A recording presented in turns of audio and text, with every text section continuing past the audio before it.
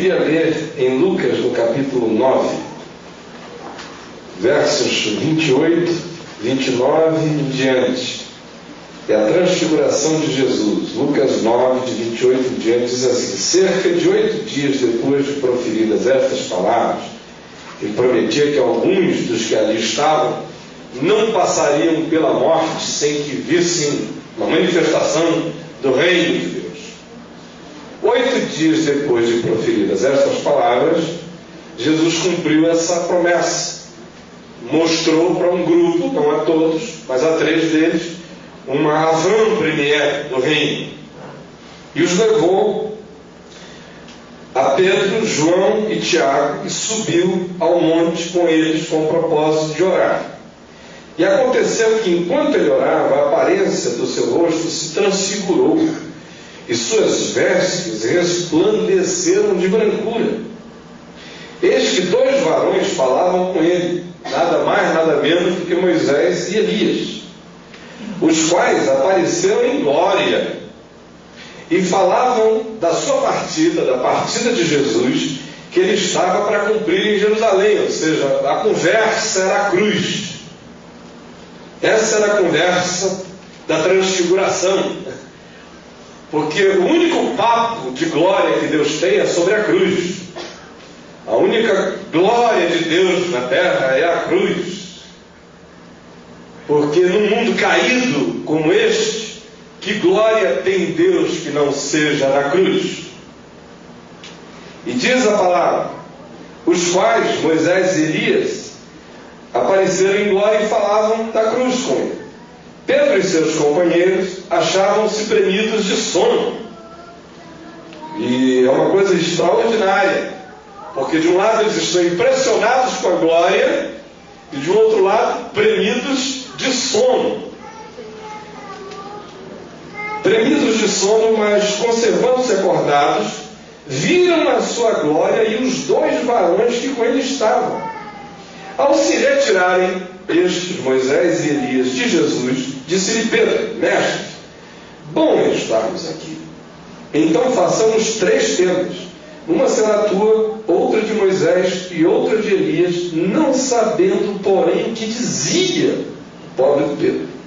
Enquanto assim falava, veio uma nuvem e os envolveu, e encheram-se de medo ao entrarem na nuvem. E dela veio uma voz dizendo: este é o meu filho, o meu eleito, a ele ouvi. Depois daquela voz, achou-se Jesus sozinho. Eles calaram-se, e naqueles dias a ninguém contaram coisa alguma do que tinham visto.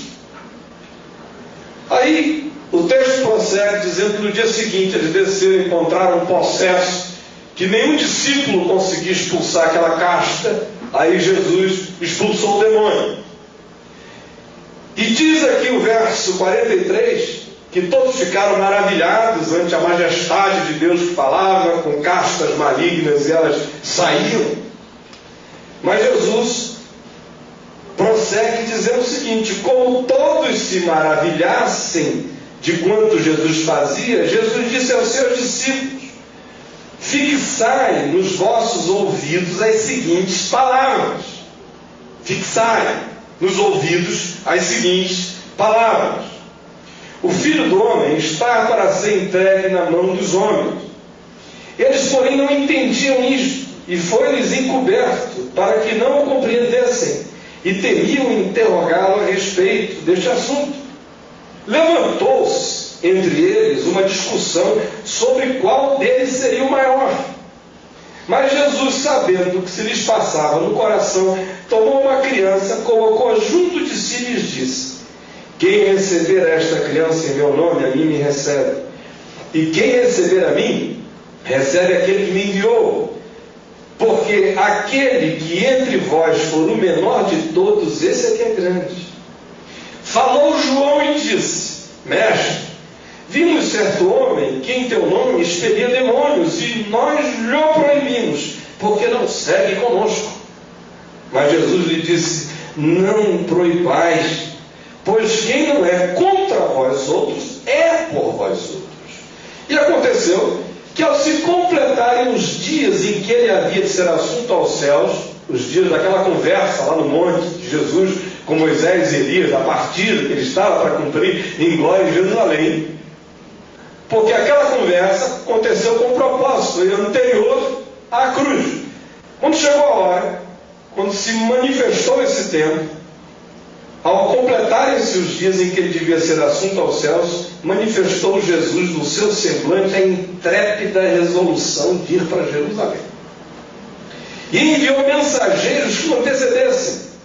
Indo eles, entraram numa aldeia de samaritanos para lhe preparar pousada. Mas não o receberam, não receberam a Jesus, os samaritanos, porque o aspecto dele, Jesus, era de quem decisivamente ia para Jerusalém. Vendo isto, os discípulos Tiago e João perguntaram: Senhor, queres que mandemos descer fogo do céu para os consumir? Jesus, porém, voltando-se, os repreendeu e disse: Vós não sabeis de que espírito sois, pois o Filho do Homem não veio para destruir as almas dos homens, mas para salvá-las. E seguiram para outra aldeia. Gente, ontem eu falei sobre a árvore do conhecimento do bem e do mal, a presunção de se pensar que a gente sabe o que é o bem e que é o mal. Essa presunção é dupla. Primeiro, é uma presunção de que a gente de fato existe num mundo em que depois de se comer do fruto do conhecimento do bem e do mal, as coisas continuam então definidas, como definidas elas poderiam ser se não fosse um mundo caído. Só que no mundo caído, em todo bem há mal, e em todo mal há bem. Porque a maior produção da queda não foi dividir o mundo entre bem e o mal, foi tornar as coisas ambíguas, indiscerníveis, de modo que conceitualmente, quando eles tomam do fruto, eles passam a saber que existe o conceito de bem e de mal. Mas do ponto de vista experiencial, percepcional, filosófico, não tinham a menor condição de discernir o que era o bem e o mal. Aí você diz, mas como é isto? Ora, eles ficaram com a certeza da existência desses polos, mas a certeza da existência desses polos não me dá nenhuma garantia de que eu conheço os seus conteúdos. E se não fosse assim verdade, se ao contrário, como Deus, eu de fato discernisse o que é o bem e o mal hoje, nenhum de nós precisávamos estar aqui. O que ele está fazendo aqui? Por que Bíblia? Para que revelação? A presunção de que eu sei o que é o bem e o mal já é a antítese da declaração que eu faço de que eu creio que eu só sou salvo se Deus me fizer uma revelação. Porque só precisa ser salvo por uma revelação quem não sabe o que é o bem e o mal. Isso tem que ser revelado. Não nasce na mente de ninguém, por isso ninguém se autossalva. Se eu soubesse mesmo o que são esses valores, se não fossem só conceitos, sem conteúdos claros, porque eles são indiscerníveis no mundo caído, eu não precisava de mais nada. Eu podia ser budista, eu podia ser qualquer outra coisa, e quanto mais sofisticado fosse o pensamento, mais garantia de discernimento eu teria. E nesse sentido eu tenho uma coisa a lhes dizer. Nós, povo cristão do Ocidente, e que, sendo cristãos do Ocidente, nos tornamos protestantes há 500 anos, e que da linha protestante nos tornamos evangélicos, subdivididos em 1000 guetos e tribos e tudo mais, somos alguns dos seres mais primitivos que eu pessoalmente conheço na Terra. O Bin Laden tinha grandes chances de liderança entre nós. Porque a nossa incapacidade de discernimento é uma coisa assustadora e chocante.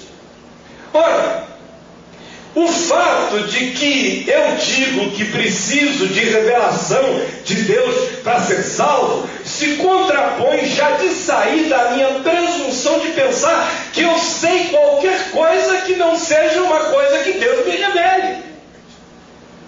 Por isso, quanto mais eu digo que eu só tenho no máximo presunção de bem e de mal, ao contrário do que alguns de vocês possam pensar, de que isso relativiza as coisas, eu tenho a lhes dizer que de fato isto relativiza as coisas e absolutiza a verdade. Daí em diante, tudo aqui é relativo, mas isto aqui é absoluto. Então, se você sair ontem daqui dizendo, meu Deus, isso deixa tudo sem fronteira, não. Ao contrário, removam-se todas as fronteiras da nossa presunção, seja o homem mentiroso, mas seja Deus verdadeiro. Então, quando eu declaro que eu não sei o que é isto, eu estou mais do que nunca dizendo que eu quero crer, viver, me integrar e me entregar àquele que é o único que sabe me ensinar a viver. E esse é um despojamento para o qual a maioria de nós não está preparados, e o texto que eu li é uma clara demonstração disso.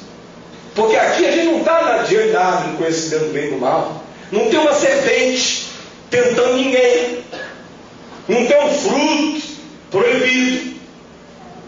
O que há aqui são 3 discípulos, Pedro, Tiago e João, convidados por Deus em Cristo Jesus, na história, para subirem um monte para orar. E enquanto ele ora, seu aspecto se transfigura, e eles têm visões da glória de Deus em Cristo. Uma revelação que lhes deixa em estado de profunda estupefação ao perceberem a manifestação gloriosa daquele que com eles andava, que reflete a glória de Deus, e Moisés e Elias estão ali numa conferência sobre a cruz. Aí você pergunta, mas essa experiência fez bem a Pedro, Tiago e João? A gente tinha tudo para dizer que esses caras tinham que ter descido daquele monte sabendo mais das coisas do que qualquer um. Não é? Pelo amor de Deus, foram para o monte, viram a glória, seu rosto resplandecente, uma conversa entre Deus, Moisés e Elias. Deus em Cristo, conversando sobre a cruz. Que mais teologia pode haver?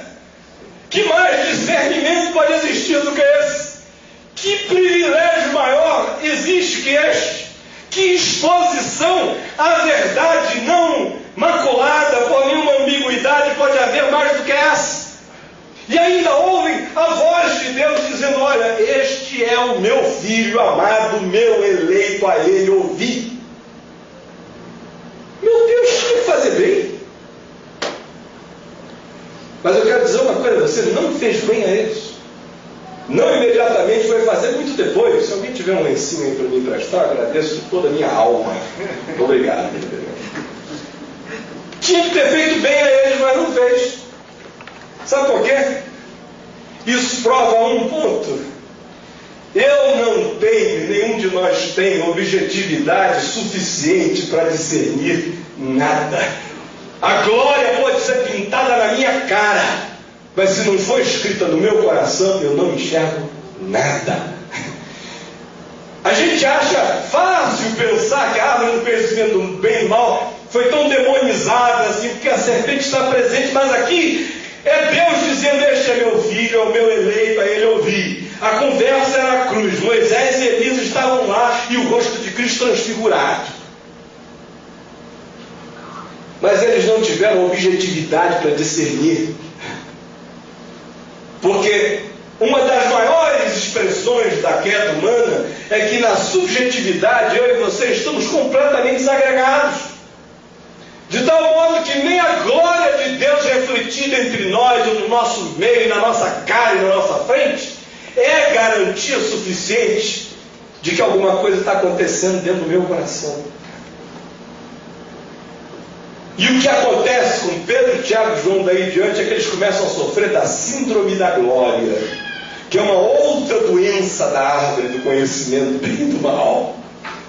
é você achar que porque os teus olhos externos viram alguma coisa, você foi colocado numa posição privilegiada que diferencia você dos restos dos mortais. E vocês vejam mais a ironia dessa história inteira, sabe qual é?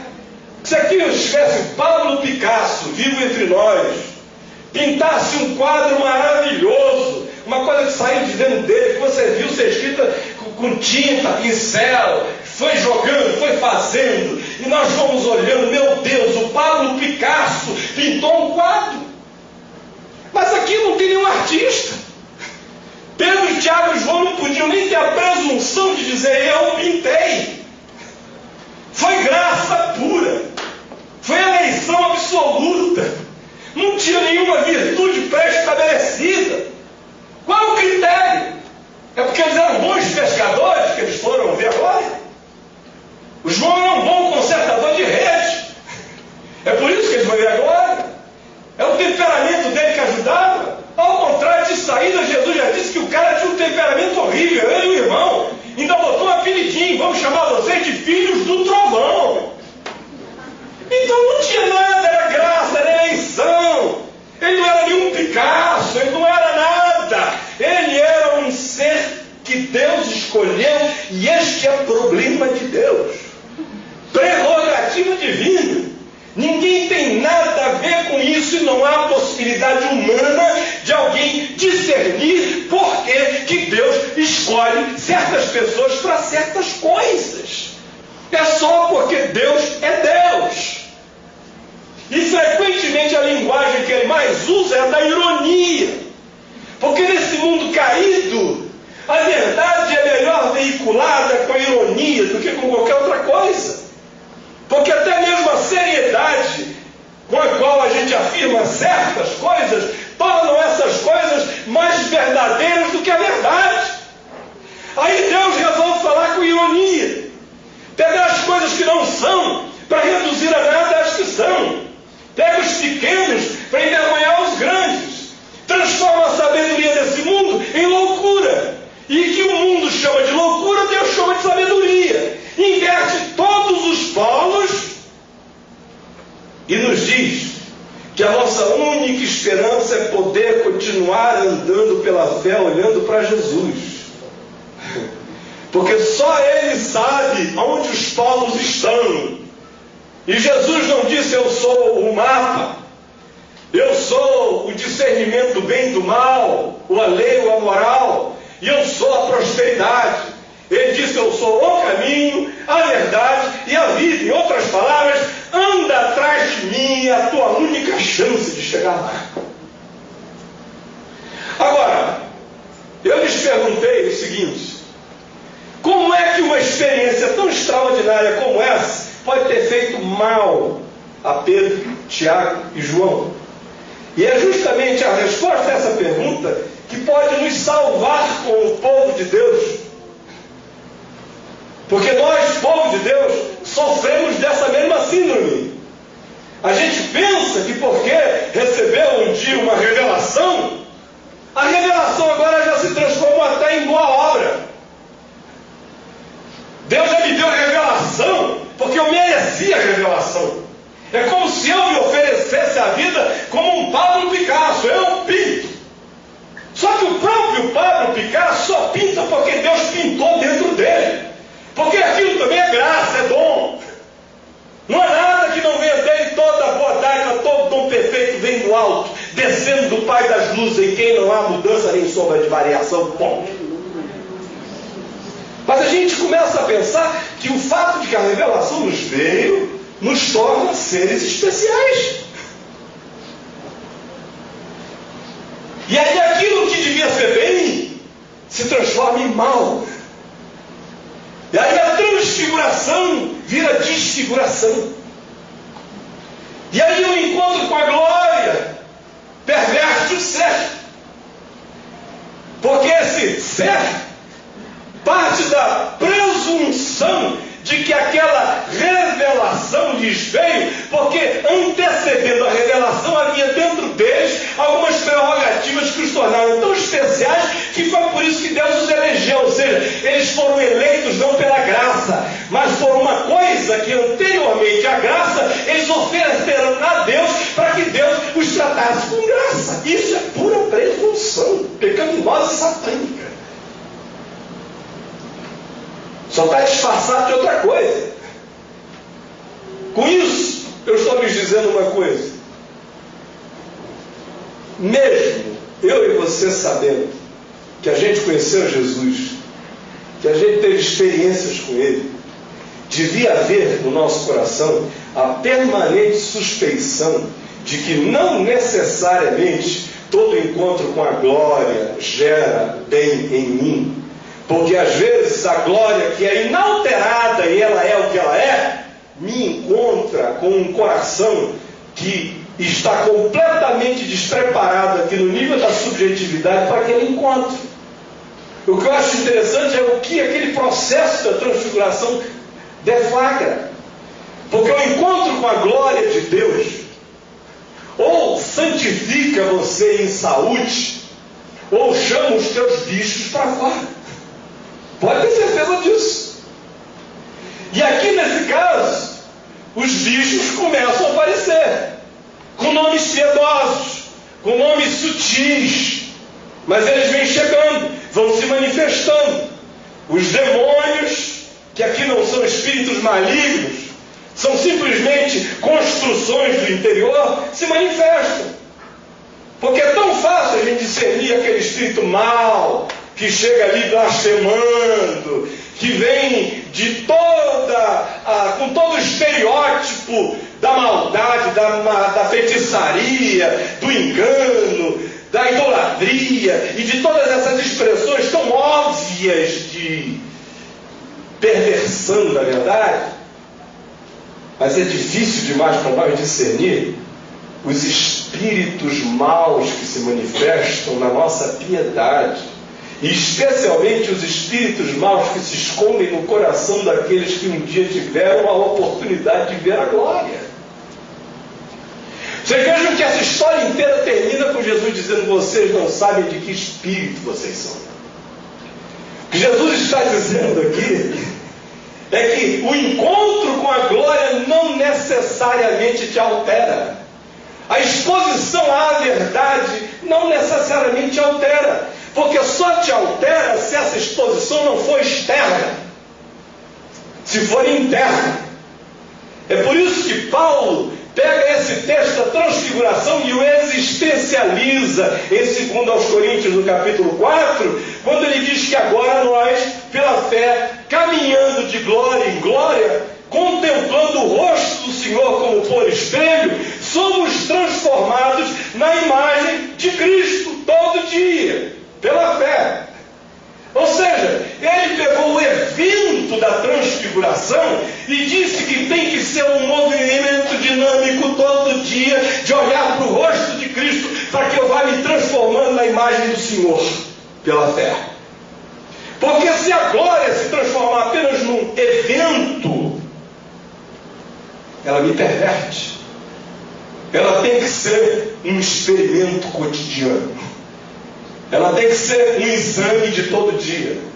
Ela tem que ser um encontro diário. E ela demanda de nós, não a pressuposição de que aquela coisa maravilhosa nos aconteceu, porque nós somos especiais. Ela demanda de nós o pensamento oposto. Meu Deus, como é que uma coisa tão maravilhosa pode acontecer com gente como nós? Só que a gente sempre pensa o contrário. Coisas maravilhosas só acontecem com gente como nós. Esse foi o pensamento que começou a tomar conta da cabeça dos três. Essa é a demonização sutil, aquela satanização piedosa,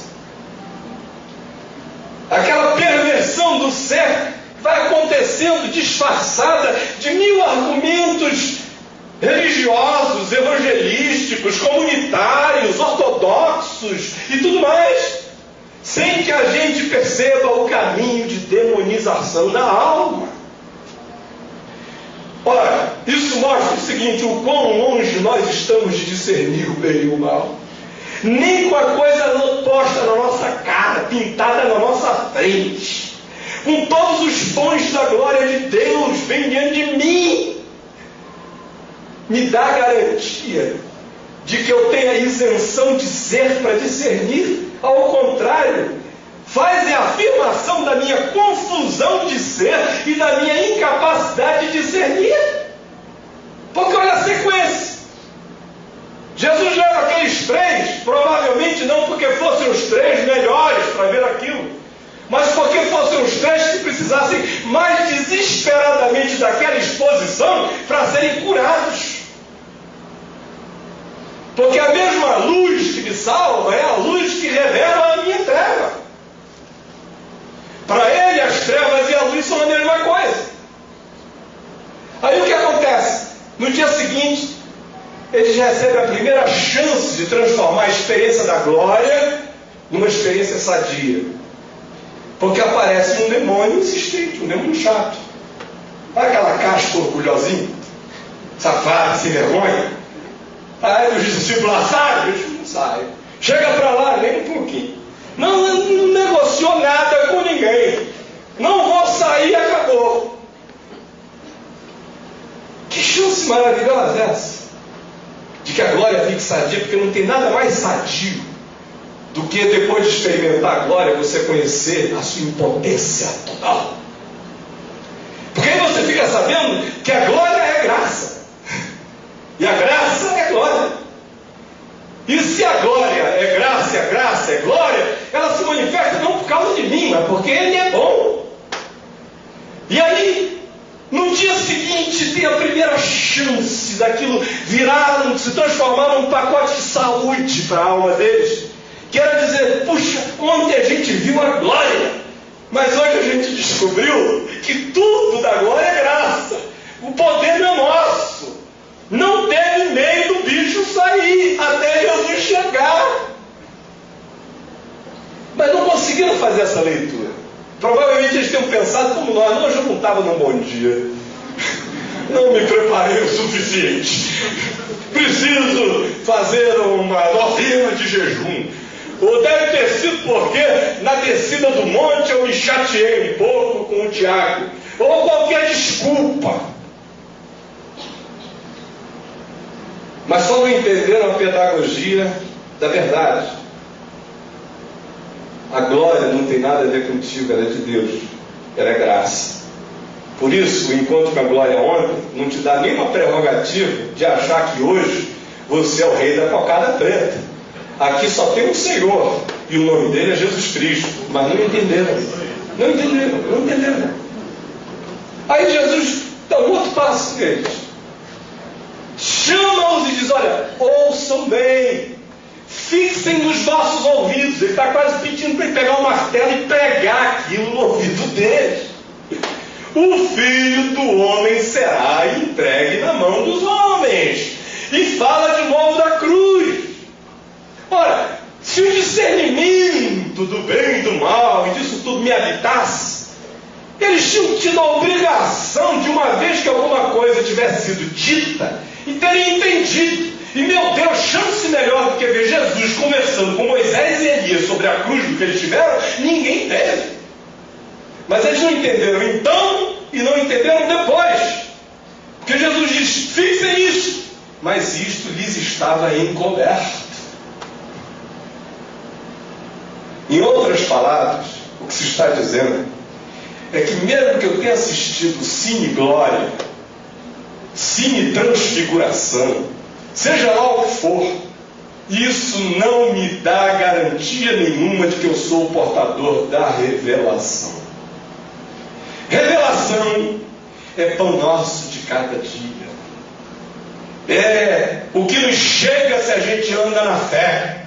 Aliás, eles já tinham sido salvos do primeiro engano, que foi quererem propor a construção de 3 tendas, sem saber o que diziam.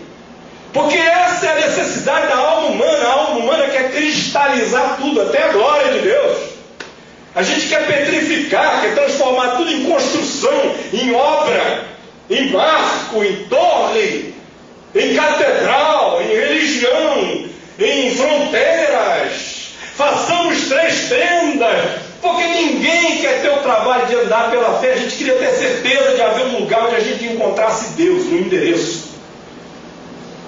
E é isso que a gente faz, de fato. Eu vejo toda hora as pessoas, ao invés de falarem de Jesus para as pessoas, convidam as pessoas para vir à igreja. Isso só mostra que nós construímos tendas. Porque quem acredita que é Jesus que salva, deixa esse papo da tenda para muito mais tarde. Fala de Jesus. Mas nós não. Alguém já fica inimigo nosso, se a gente faz um convite à igreja, ele não quer vir. Isso só mostra uma coisa: que a nossa vocação intrínseca é para tentar confinar as coisas, enquadrá-las, manualizá-las, mapeá-las, formatá-las, idolatrá-las, dar concreção a elas. Por isso é que a gente quer fazer tenda, para Deus morar nela, para ter um endereço. E a construção da tenda para Deus morar já é a negação da fé. Porque o justo viverá pela fé. Abraão saiu sem saber para onde ir. Caminhou Moisés vendo o invisível. Todas essas coisas que não tem nada a ver com o marco. Não sabia ele o que dizia, a ponto de que Deus trata o assunto com outra ironia. Vamos fazer 3 tendas? Vocês lembram daquela tenda tabernacular lá no deserto? Que Moisés construiu? A diferença entre estas e aquela é que aquela era móvel, essa aqui era fixa. Aqui era para tornar sacro algum lugar. Aqui era para inventar uma religião. Aqui era para institucionalizar o sagrado. Aqui era para confinar o divino. Aqui era para ter um chão que tivesse garantido. Se eu puser o pé ali, meu Deus, um dia a glória aconteceu aqui, então toda vez que eu chegar ali vai ter uma glória para mim. Já é para fetichizar o lugar, já é para transformar num amuleto. Eu não sabia o que dizia. E a prova que não sabia o que dizia é que no dia seguinte tiveram a chance do demônio, e vocês vejam como o próprio demônio estava servindo a um papel pedagógico divino. Quem é que pode discernir o bem e o mal quando Deus usa até o diabo? Quem? O diabo é que não sabe, ele pensa que ele está dando susto em alguém, mas só está dando susto, me desculpe a expressão, das negas dele. Somos nós que ficamos, meu Deus, eu sei. Mas se você sabe que não sabe, ele já não te assusta. Ele só assusta quem pensa que sabe. Quem sabe que não sabe e anda pela fé se torna inassustável.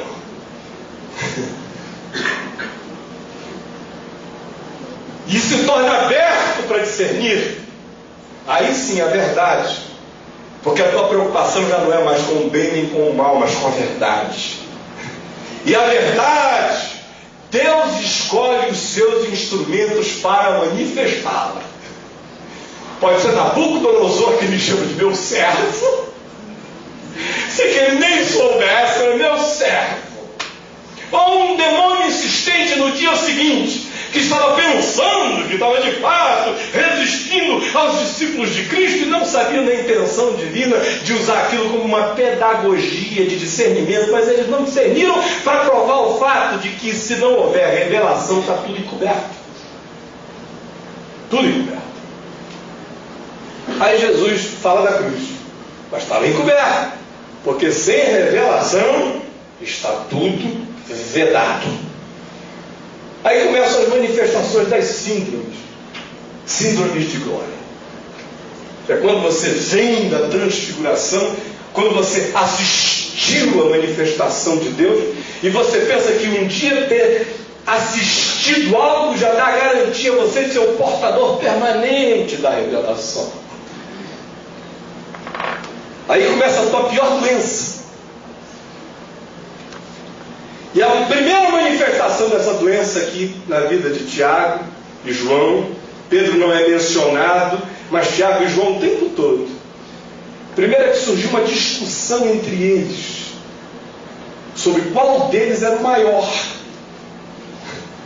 Essa é a primeira doença de uma exposição externa ao evento da glória, sem nenhum discernimento que glória é graça, ou seja, favor imerecido. Quando eu penso que glória é um galardão diferente de graça, ela se transforma na corrupção do meu ser. A glória só não me corrompe se eu entendê-la como graça pura, favor imerecido. Do contrário, a primeira doença que surge é essa, que é maior. E os três, obviamente, eram os candidatos com maior chance de eleição. Tinham acabado de ver o que ninguém tinha visto. Quem é o maior? E essa é uma doença que está em nós. Ou vão me dizer que não está em nós? Está em nós todos os dias. Bom, porque você creu, agora você é melhor. Eu tenho uma notícia para te dar. Você está salvo apesar de você. Porque do ponto de vista, às vezes, de igualdade, o teu vizinho descrente é melhor que você como gente. Ou você não encontra todo dia um monte de gente que ainda não creu, mas já é mais gente do que você que creu. Só prova uma coisa, é graça. Graça. Porque se for pelo bem e pelo mal, então perdido está você. E salvo está o teu vizinho, que é melhor do que tu. Agora, se tu queres continuar te dizendo salvo, mesmo sabendo que do ponto de vista humano, você é muito mais relativo do que pagãos que te cercam, então, pelo amor de Deus, abraça a graça. E cresça nela. Para você sair desse estado de chimpanzé amestrado pela lei e se transformar num homem crescido na graça de Deus. Primeira síndrome aqui, é o meu. Aí Jesus resolve esse assunto assim. Como é o nome dele? Gabriel. Gabriel? Nome de anjo, né? E hoje em dia de cantor, pensador. Olha só, ele está aqui, ó, não tem a menor ideia do que eu estou falando. Não está alterando nada na vida dele. Está ali. Teu filho, no teu colo, peito do papai, entregue. Em conflito nenhum, nenhuma dúvida teológica, nenhum problema ético. Está deitado no peito do pai. Aí Jesus diz: vocês querem saber quem é o maior? O maior é o Gabriel. Porque o Gabriel, na hora que tem sono, dorme. A melhor coisa que aqueles discípulos podiam ter feito naquele dia era ter dormido, já que eles estavam com sono.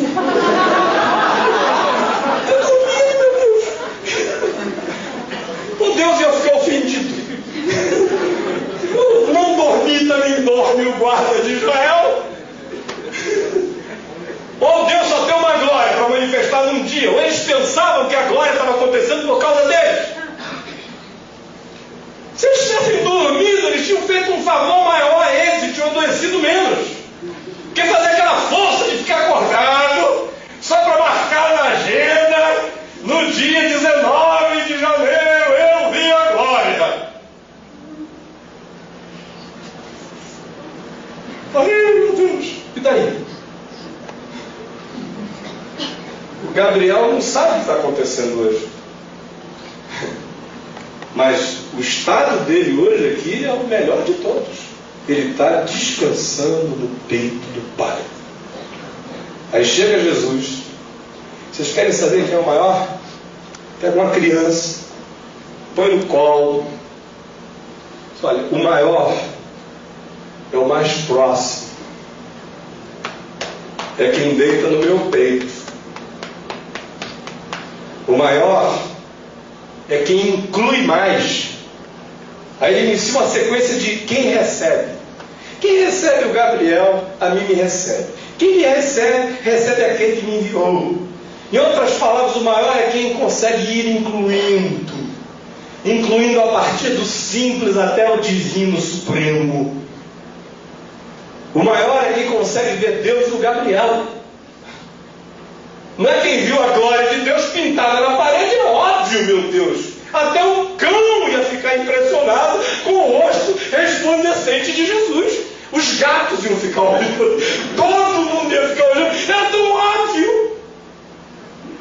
Porque Jesus está dizendo, olha, o maior não é quem olhou um dia um espetáculo. Meu Deus, já viram esses meus? Eu sou um homem de Deus, porque já vi tanta cura. Meu Deus, eu já vi cego andar, já vi gente largar a muleta na minha frente, eu já vi surdo ver. O cara começa até a desensorializar os milagres.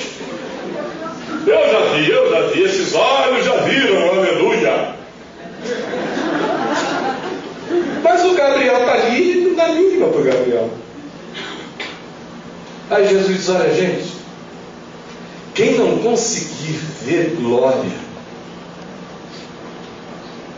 onde a glória não está pintada com cara de glória, não vai estar nunca preparado para ver glória nenhuma sem se corromper. Se o maior entre vós é quem inclui. É quem inclui a partir do simples, do pequeno, do nada, do não resplandecente. Não tem glória nenhuma no Gabriel e tem toda a glória nele. Porque, meu Deus, que glória é maior do que dormir no peito do Pai. Que coisa maravilhosa, eu estou falando esse tempo todo dele, ele não está nem aí. Se você estivesse ali, eu estivesse falando, você já estava todo próximo. Não é nem porque eu estou falando, é só pelo teu nome. Ele não está nem aí, o negócio dele é dormir no peito do Pai. E aí Jesus diz, olha, o maior é o mais próximo, o maior é quem consegue incluir, quem está aberto para a graça, e quem discerne a graça todo dia, nas coisas simples, no Gabriel. E o maior é o menor, por uma razão simples. É o mesmo princípio anunciado por Paulo em 1 aos Coríntios, no capítulo 12. Porque o poder de Deus se aperfeiçoa na fraqueza. Gente muito grande não deixa espaço nenhum para Deus. Para você ser maior, ser grande, é preciso que você seja menor. Porque quanto menor você for, mais Deus cresce em você. Aqui não há nenhuma apologia à mediocridade, àquela pequenez auto-infligida, àquela humildade autodeliberada, àquela burrice que pensa que burrice é sinônimo de espiritualidade, aquela ignorância santa, que é a coisa mais perversa que existe, é a santa ignorância. Que é o que a gente louva, né? Santa ignorância.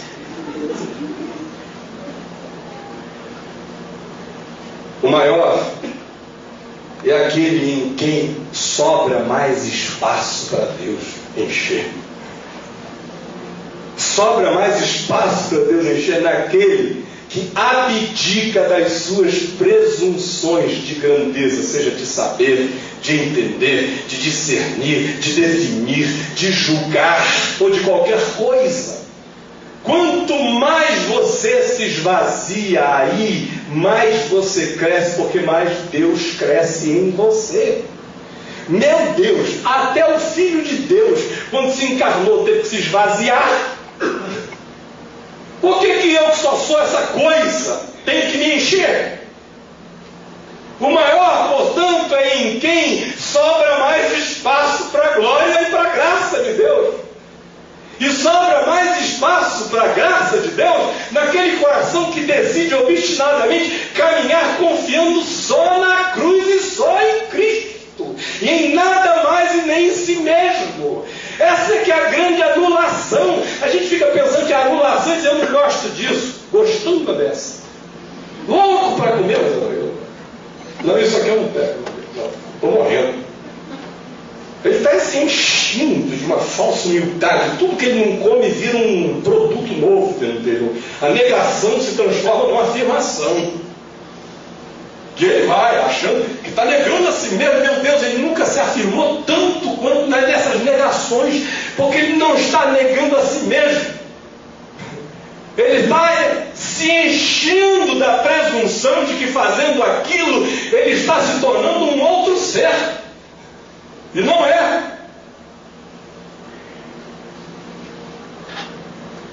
A verdadeira negação, a verdadeira diminuição, o verdadeiro encolhimento não passa por nenhum processo de emburrecimento ou de autoflagelação ou de desgosto no gosto.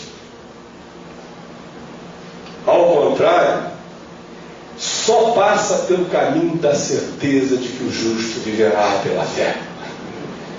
Aí você vira Gabriel. Aí você deita no peito do Pai. Aí você descansa. Aí você tem paz. E aí você tem Pai. Segunda doença que surge da glória, ali neles, a primeira é: quem de nós é o maior? A segunda é: quem é um de nós? Porque já que eu não posso ser o maior, nós temos que ser os melhores. Já que eu, como indivíduo, não posso mais ter a arrogância de dizer eu sou o maior, porque depois do que Jesus disse, até o diabo ia fingir que tinha aprendido a lição, o dever de casa. Mas aí vem uma outra sutileza. Eu individualmente não sou o maior, porque eu sou o servo de Cristo, eu sou o menor. Mas o nosso grupo é o maior de todos, é o melhor de todos. É quando a gente disfarça a nossa doença individual na presunção coletiva. Aí você vem com aquele discursinho para mim sobre a sua humildade pessoal, e aí na frente você olha para a primeira pessoa que passa e diz que ela está perdida, que ela é uma desgraçada, que ela é isso, que é aquilo. Já julga o teu pai porque você é chata dessa, convida ele para a igreja todo dia, ele não quer ir, não é por causa da igreja, porque ninguém aguenta uma filha com você, uma mulher com você. Hoje o reverendo Eudal estava dizendo lá na mesa que ele fica impressionado como os incrédulos são humildes.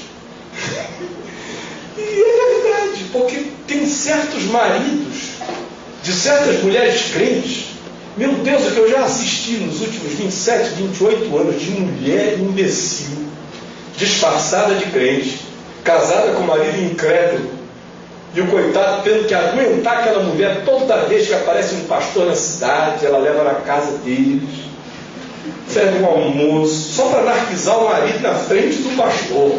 Puta anarquização. Eu estou de joelho há anos, eu sustento esta casa, este é um coração endurecido, mas o Senhor é de ter misericórdia. E o coitado ali ouvindo aquela história, ouvindo pastor após pastor, cruzada evangelística após cruzada evangelística, e o bichinho uma humildade tremenda.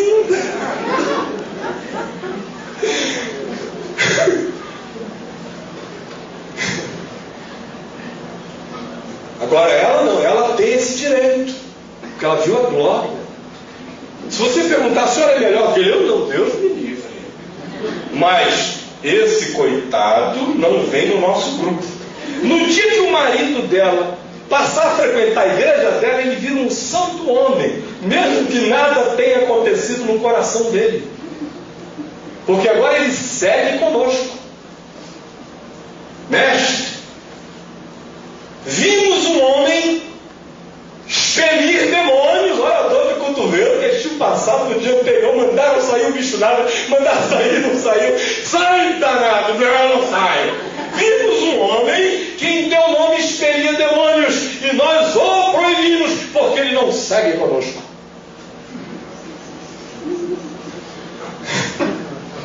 Você viu só brincadeira?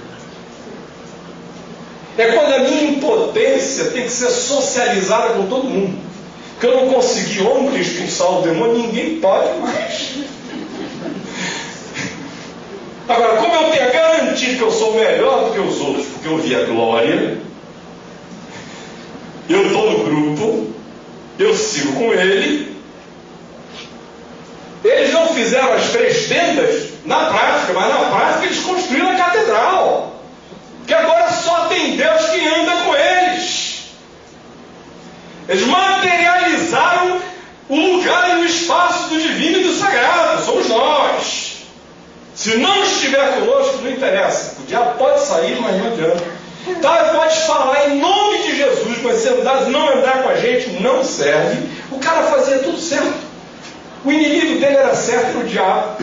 Ele expulsava o diabo com o único nome que o diabo respeita, o nome de Jesus. O único erro dele é que ele não seguia com eles. Aí vocês vejam como é que Deus fica relativizado, o Evangelho relativizado, Jesus relativizado, tudo relativizado e nós absolutizados.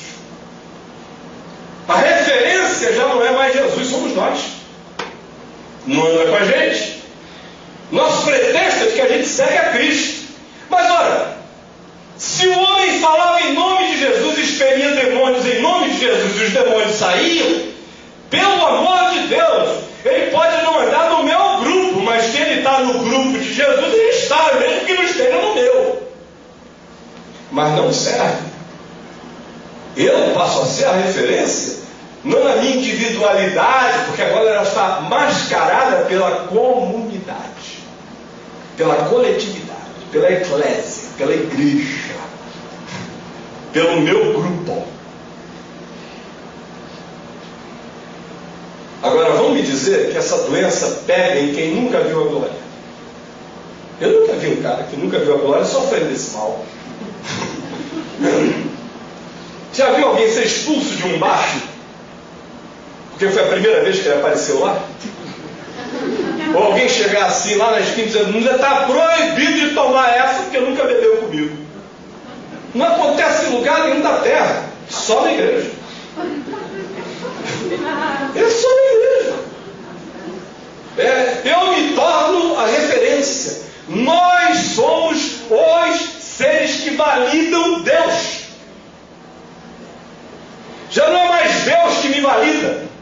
Já não é mais a palavra de Deus que me valida. Eu é que valido a palavra de Deus. E essa doença só dá em quem teve a presunção de ter percebido a glória, percebido-a sem a graça, e corrompeu o ser. E nesse sentido eu queria dizer, nós estamos quase todos doentíssimos. Fazemos parte de um povo doente, com a mentalidade doente, com uma resposta doentia, com um espírito de julgamento horroroso. E Deus é que é validado por nós.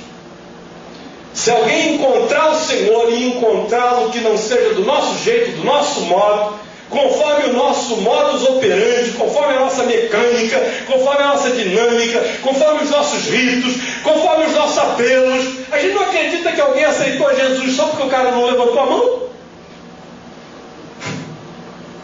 A salvação virou um exercício aeróbico. Isso não é. Como é que não? Ele vai à igreja já há muito tempo, é quase crente. Como isso? Ele é bom, ele é um cara generoso, ele é solidário com todo mundo, ele colabora, ele contribui. Ele não pode ver o doente que ele está lá, ele é presente. Coitado, ele ouve tudo que apela e nunca levantou a mão.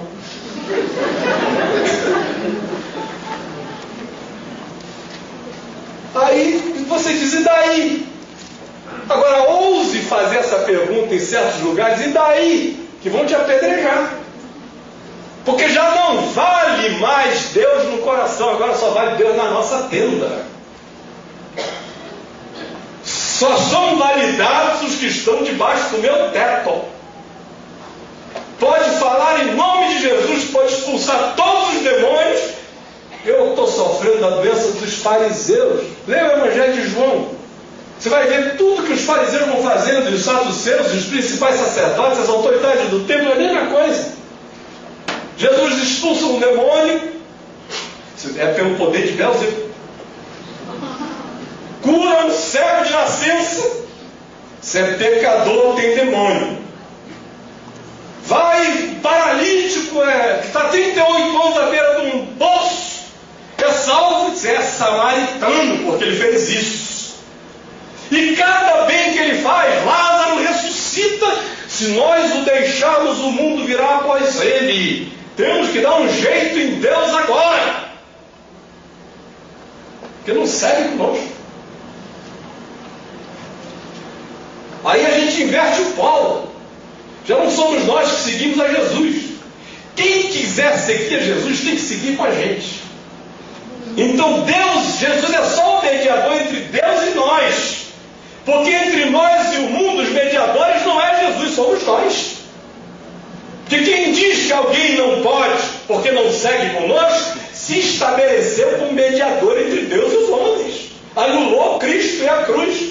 ergueu a tenda, e a salvação agora é a memória da glória que um dia eu vi. E aí, meu amigo, a doença fica feíssima. O que é extraordinário é o que Jesus faz aqui. Ele simplesmente os relativiza com uma frase lapidar, que é o inverso proporcional do que ele disse acerca dele mesmo. O que ele disse sobre si mesmo? Quem não é por mim, é contra mim. Quem comigo não ajunta, espalha. Eu sou o absoluto. Para eles, olha o que ele diz como é o oposto. Quem não é contra vós outros, é por vós outros. Em outras palavras, se enxerguem. Quem valida qualquer coisa sou eu, e invalida qualquer coisa sou eu. Quem legitima sou eu, quem não legitima sou eu. Quem não é por mim, é contra mim. Quem comigo não ajuda, espalha. Agora, com relação a vocês, fiquem contentes de não andarem apanhando o dia inteiro. Se vocês estiverem andando sem apanhar todo dia, fiquem gratos e considerem a indiferença amizade. Se ele não for contra você, já está bom. O silêncio dele já é um discurso de solidariedade. O fato dele não te dar um pescoção já é um afago. Dele não te passar uma banda já é te pôr de pé. Dele reconhecer a tua existência já é uma afirmação. Porque vocês são relativos. E a nossa salvação está em nós assumirmos hoje diante de Deus a nossa absoluta relatividade. Porque quando a gente começa a pensar que o tratamento que o mundo tem que nos dar é o mesmo que o mundo tem que ter com Jesus, porque quem com ele não ajuda está espalhando mesmo. Quem não é por ele é contra ele. Só que ele é ele, eu sou eu. Eu o sigo, não é ele que me segue. É ele que me valida, não sou eu que o valido. Eu sou parte de um aprisco de ovelhas, mas ele diz, eu tenho outras de outro aprisco. Quem é que sabe aonde estão os apriscos divinos? Quem tem esse mapa? Acende luzinha na cabeça de quem? Tem neon indicando assim, é de Deus, é de Deus, é de Deus. Eu nunca vi.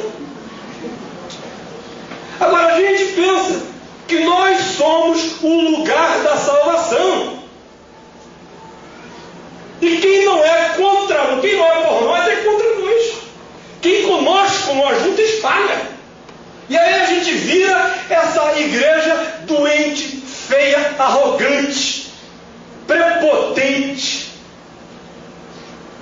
soberba, às vezes nojenta, sem se enxergar, sofrendo da mesma síndrome de Lúcifer, se colocando no lugar do Altíssimo, achando que quem não é por mim é contra mim, quem comigo não ajuda, espalha, sem entender que neste mundo caído eu já estou no lucro se eu não andar todo dia à base de bofetada e coerção. E que o meu lugar é o da mais absoluta relativização. Aí mora a nossa salvação. É só aí que a gente não constrói tenda. É só aí que você continua a andar pela fé. É só nesse caso que a glória não enferma. Porque não adianta você ter uma visão da glória se você não teve uma visão de você mesmo. Se você não se enxergou.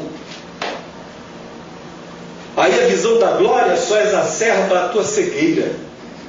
Foi o que Jesus disse aos fariseus depois que curou o cego de nascença. Se vós não visses coisa nenhuma, não terias pecado. Mas porque agora dizemos, nós vemos, subsiste o vosso pecado. Porque eles só enxergavam para fora, não enxergavam para dentro. E quem não enxerga para dentro, a presunção de enxergar para fora é só engano. porque a verdade não está fora, a verdade está dentro. E não está no outro, porque o coração do outro só Deus enxerga. Eu tenho uma chance mínima da graça de pelo menos olhar para mim mesmo. E ainda que eu não me compreenda, eu tenho uma outra chance de dizer: Senhor, tu me sondas e me conheces. Vê se há em mim algum caminho mau e guia-me pelo caminho eterno.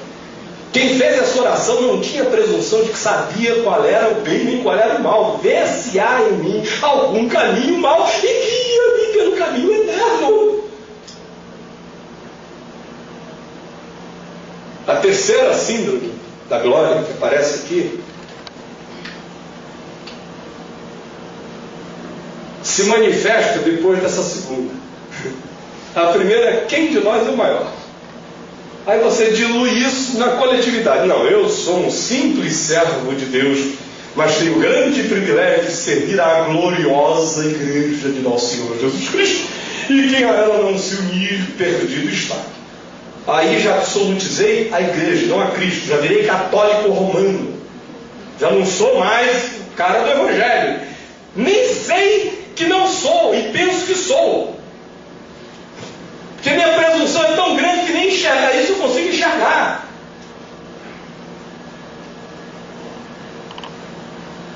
A segunda é: quem é um de nós? E a terceira é terrível, maligna. Agora já é com absoluta certeza: eles não são de nós. Já é queres que desçamos fogo do céu na cabeça deles?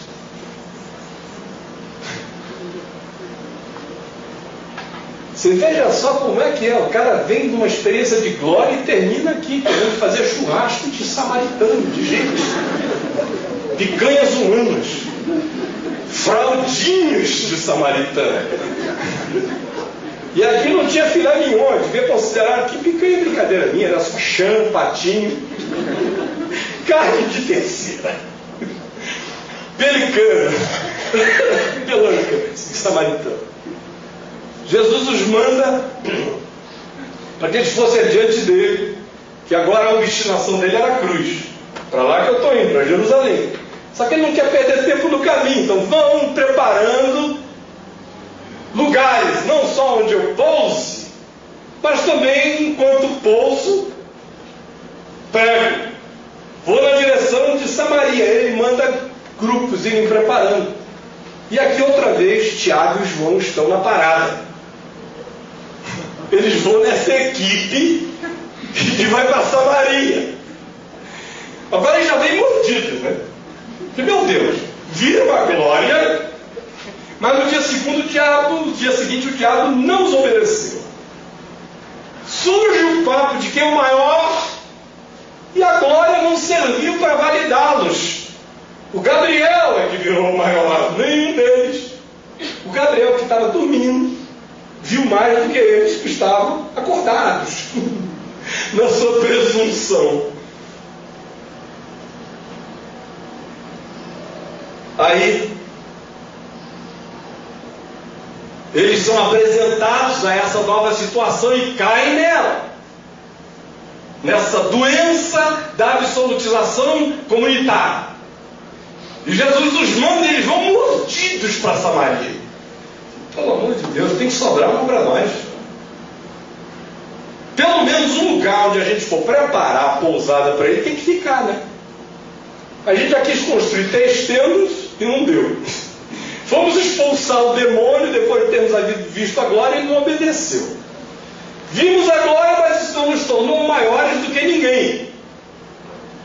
A gente manda demônio sair e ele não sai. Esses caras que não estão andando conosco mandam o demônio sair em nome de Jesus e o demônio sai. Aí ele vai para Samaria e diz: agora tem que dar certo. Numa pelo menos eu tenho que acertar. E não existe nada mais terrível do que você andar com essa obrigação de acertar. Mostrar serviço para Deus. Folha corrida. Serviços prestados. Lá vou eu, com os meus serviços prestados para Samaria. Chega lá, prepara tudo, arruma. Só que os samaritanos eram mais sensíveis do que os discípulos, como só ia acontecer todos os dias. Eu hoje em dia fico assustado com as consciências mais fracas que eu conheço estão dentro da igreja, não fora dela. Paulo diz lá em Romanos capítulo 14, que nós que somos maduros, que temos uma consciência mais liberta, mais livre, que nos permitimos muito mais porque temos um discernimento muito maior da graça, é que temos que ter misericórdia dos que têm a consciência frágil. Quem tem a consciência frágil, lá em Romanos 14, não é aquele cara que inclui muito, é o cara para quem quase nada pode ser incluído. Está tudo proibido. Esse aí só come legume, bebe aguinha, dieta dele é frugal. Esse aí é que é o menininho. Que Paulo diz, cuidadinho, pega no colinho, bota ele, fica coitadinho. Se der mais que água, ele morre. Só que a gente resolveu eternizar esse estado de imbecilidade na nossa vida. E hoje em dia, são os de fora que ficam escandalizados com a nossa fraqueza. Tudo para nós é ruim. A gente é tão sensível. Olha, não fala isso à frente dele não, que ele é crente. Olha, não deixa ele ver isso não, que ele é crente. Olha, esse assunto não pode porque ele é crente. Esse copo não vale porque ele é crente. Desliga a televisão porque ele é crente. Não convida ele para ir ver a exposição de arte porque ele é crente. Aí vai, ele é crente. Ele é crente em quê? Ele é crente no nada. Porque a crença dele só serve para tornar tudo nulo. Nada existe. Virou budista e não sabe. Pensa que é cristão. Pensa que é cristão, é budista. A igreja evangélica está entupida de budistas. Só que eles não sabem. Eles não sabem nem o que é o budismo. Pensa que budismo é só uma coisa demoníaca. E lá, Buda, um cara gordo, fica sentado, empanturrado, feio e não morreu na cruz. Certo. Só que a tua filosofia é budista e você não sabe. Porque você vive numa negação do ser total, que é a pressuposição essencial, é o começo filosófico do budismo. Porque viver é sofrer. Então, para não sofrer, não pode viver. Só que a pressuposição de viver é a existência de uma consciência pessoal que se auto-percebe. Então eu tenho que anular a minha pessoalidade para eu poder existir sem sofrer. Aí eu vou anulando, e eu vou do caminho dos evangélicos, que um dia foi o caminho dos evangelhos, agora virou dos evangélicos, e agora os evangélicos viraram budistas e não sabem. Aí diz aqui o texto, que eles preparam um lugar, Jesus chega, mas os samaritanos são mais sensíveis do que eles. Porque eles são intoxicados com essa síndrome da glória. Eu sei, eu determino, eu preparei, é o lugar de Deus, é a hora de Deus. Se nós estivéssemos com Jesus lá no Evangelho de João, aquelas 3 vezes em que ele é incitado a fazer coisas e que ele diz não é chegada a hora, a gente ia se unir aos irmãos de Jesus. Iríamos dizer, olha, ninguém que quer ser conhecido em público realiza os seus feitos em um culto. Porque a mentalidade nossa hoje é essa. A gente tem que fazer estardalhaço. A gente pensa como os irmãos de Jesus que não criam nele. Essa ia ser a nossa associação imediata. A gente é que tem o poder, nós preparamos o lugar, Jesus tem mais é que ficar. É como marcar a sexta-feira do milagre. Eu marquei a hora de Deus chegar. Deus que chegue na hora certa. Sexta-feira, às 8 horas, Deus vai operar prodígios neste lugar.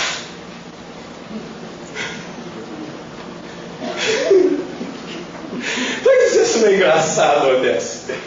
Sexta-feira, às 8 horas, Deus vai operar prodígios neste lugar.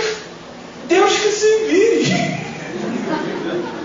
Eu já determinei.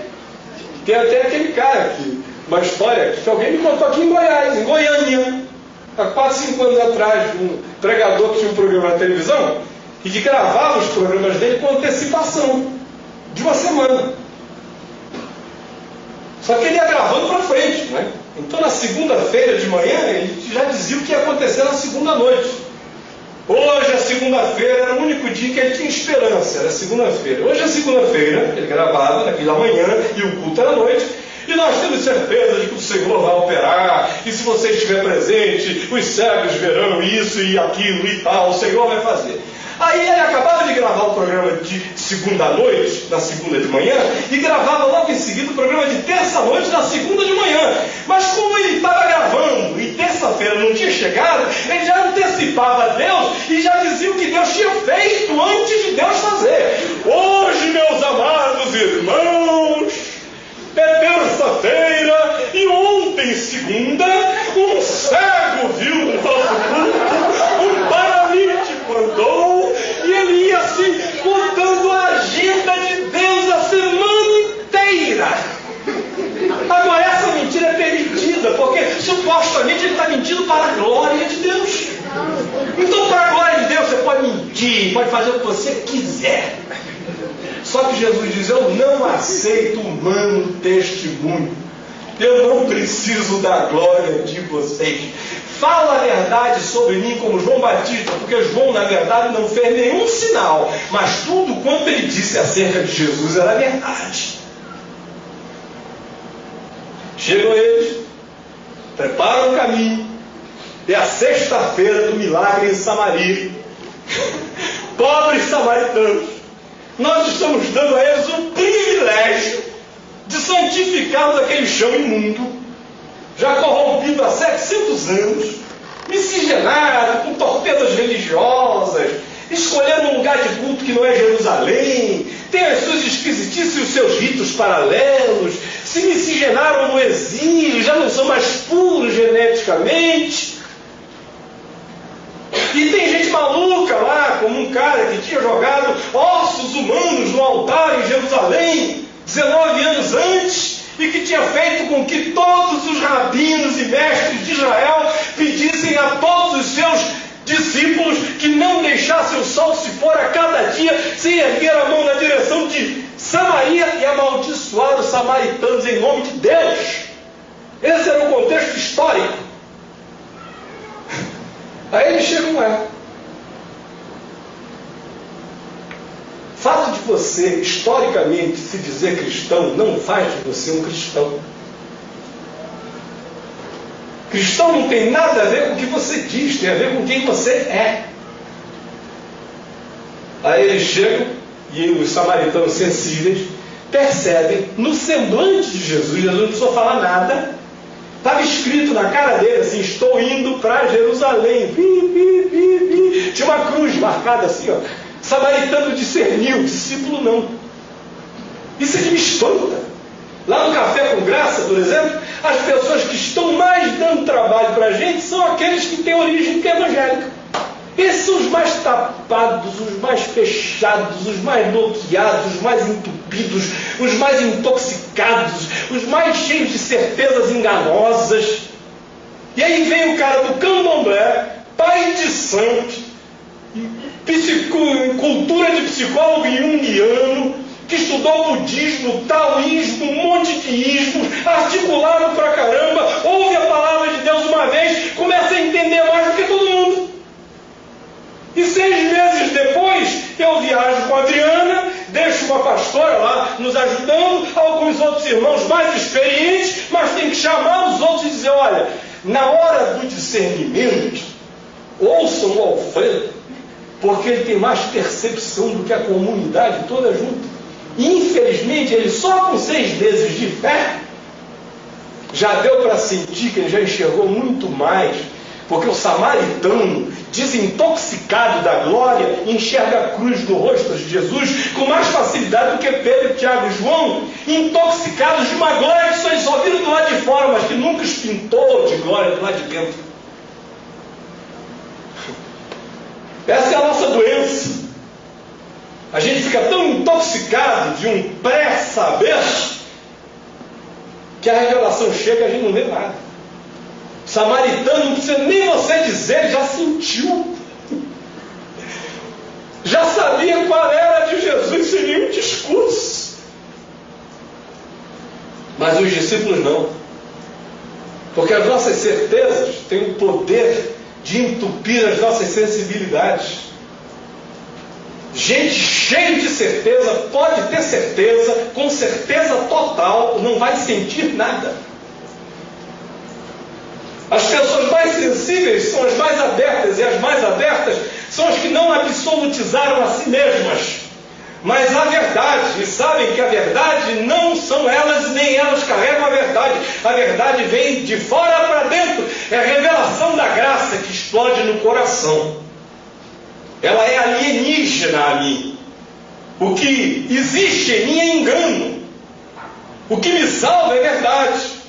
E ela não pré-existe em mim. Ela é graça, é favor imerecido, é revelação.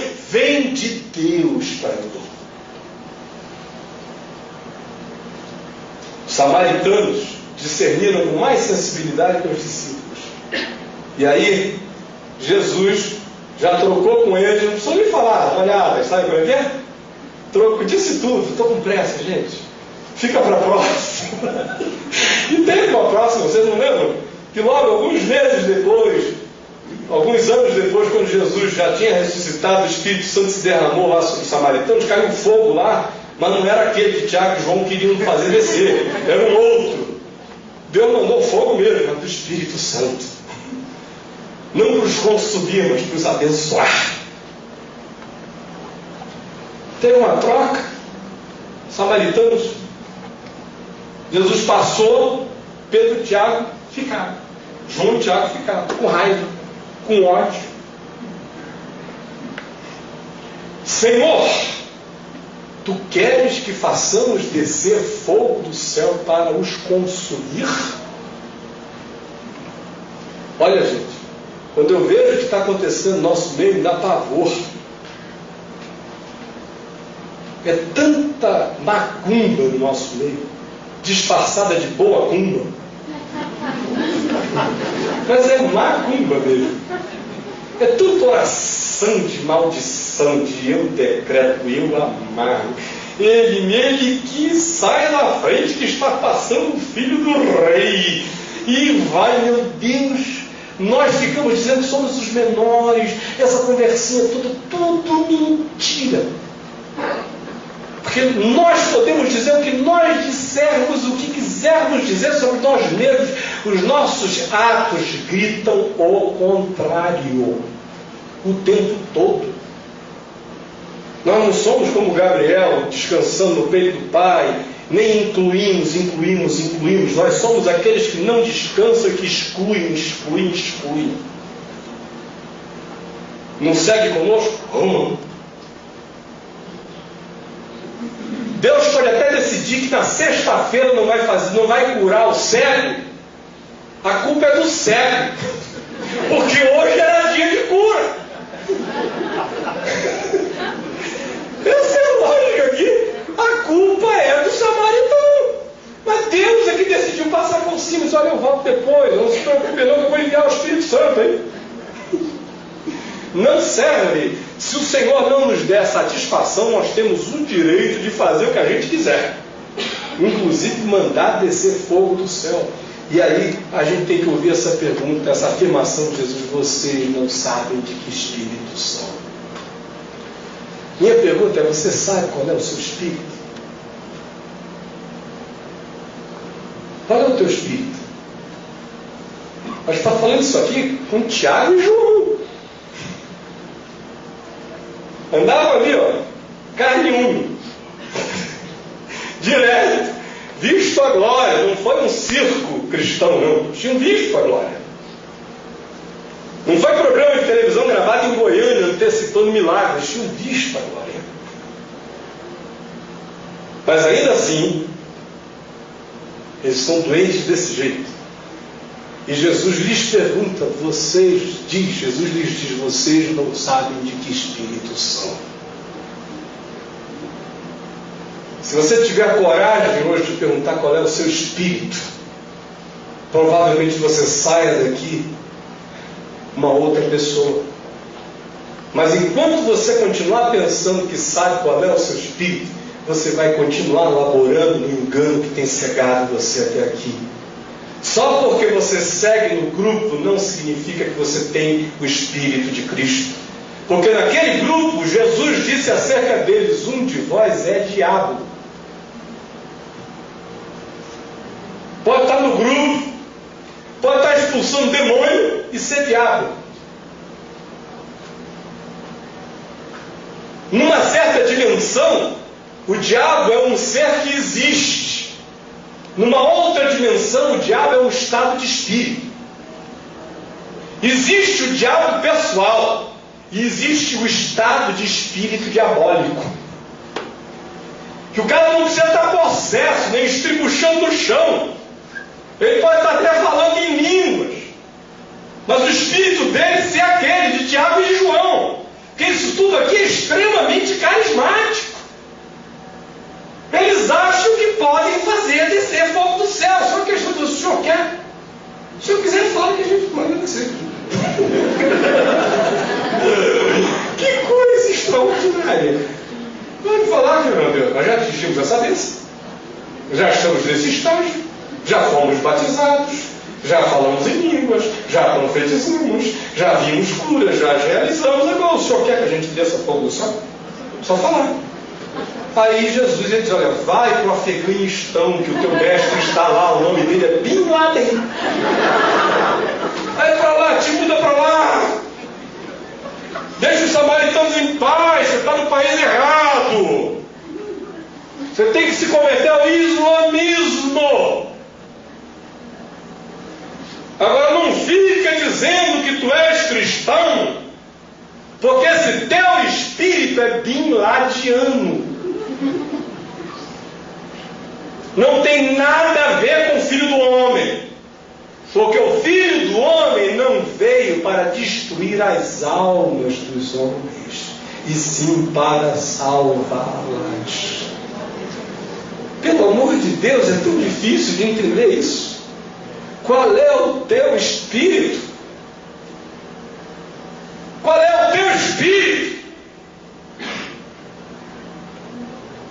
Você pode se dizer o que você quiser, mas se você está vivendo para destruir almas humanas, se a tua solidariedade com Deus é contra os homens, você não entendeu nada, porque se você é solidário com Deus, quem é a favor dos homens? Não existe solidariedade com Deus antissolidária ao ser humano, à alma humana. É por isso que eu sou chamado para amar a Deus de todo o coração, alma, entendimento e etc. E ao meu próximo como a mim mesmo. E João diz que ninguém pode dizer eu conheço a Deus se não amar o próximo. De tal modo que a equação é relação com Deus é igual a percepção do próximo, que equivale a uma solidariedade com Deus que me solidariza com o meu próximo. E o resto é bin-ladiano, é budistiano, é qualquer outra coisa, mas não é cristão.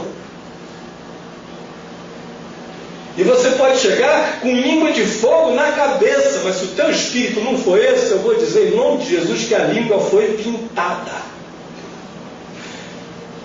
Que é virtual. Que é uma chaminha eletromagnética. Mas não é o Espírito de Cristo. Você pode ter todo o saber, mas se você não souber que o Filho do Homem não veio para destruir as almas humanas e sim para salvá-las, independente de que grupo a essas almas pertencem, e o fato de serem samaritanos chama a graça de Deus para todas as fronteiras da terra, chama para todas as castas, inclui todos os excluídos. E eu só sou cristão quando eu incluo, quando eu excluo, o meu espírito é outro. Porque aquele que é o maior é o que recebe, é o que inclui. É aquele que sabe que está neste mundo servindo a Jesus, seguindo a Jesus, o absoluto é Jesus. Eu sou relativo. E na minha relatividade, eu considero todos iguais a mim. E meu Deus, se eu fui alcançado pela graça, é muito mais fácil qualquer outro ser. Se eu fui, qualquer outro pode ser. A declaração de Paulo não é uma pretensão. Fiel é a palavra e digna de toda aceitação, que Cristo Jesus veio ao mundo salvar os pecadores, dos quais eu, Paulo, sou o principal.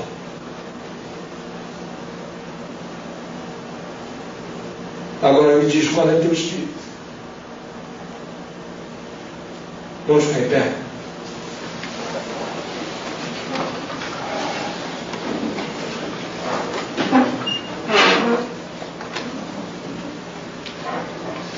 Senhor Jesus,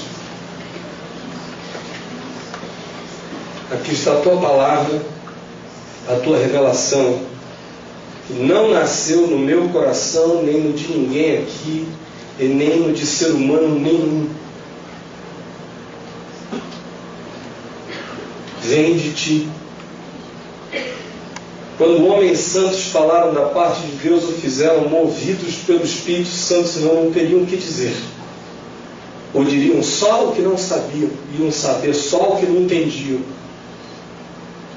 Então hoje, nós queremos pedir que a tua glória não seja um evento fora de nós, mas seja um acontecimento cotidiano em nós. E que nós não entendamos isso como outra coisa a não ser como graça. Porque a gente vai crescendo de glória em glória, de fé em fé. E ajuda-nos, Senhor, a caminharmos nessa graça que nos faz ficar cheios de glória e não ficarmos cheios de empáfia. Cheios de uma glória que nos esvazia para caber mais glória que nos enche. Não para que nós sejamos os maiores, mas para que nós sejamos os menores. Porque o grande é o menor. E ele é grande porque está cheio de Deus. E nem sabe que está e nem usa isso como instrumento de poder. Ajuda-nos a compreendermos a tua palavra, a termos revelação dela no coração. E salva-nos das nossas presunções de pensarmos que Deus está a serviço de nós e de que o poder que tu nos deste é para que nós dominemos as almas humanas. Coloca-nos a serviço da alma humana e não contra a alma humana. Coloca-nos, Senhor, como aquele que inclui, não como aquele que exclui, como aquele que recebe, não como aquele que espere, como aquele que acolhe, não como aquele que encolhe os outros. E por favor, abre a nossa mente, o nosso coração e salva-nos dessa glória que nos adoeceu, porque foi entendida por nós como uma glória justificada pelos nossos atos e não uma glória absolutamente imerecida. Derrama a tua graça para que sejamos salvos de toda a arrogância que corrompe o nosso ser. Nós pedimos que seja assim, em nome de Jesus. Amém. Podem se assentar.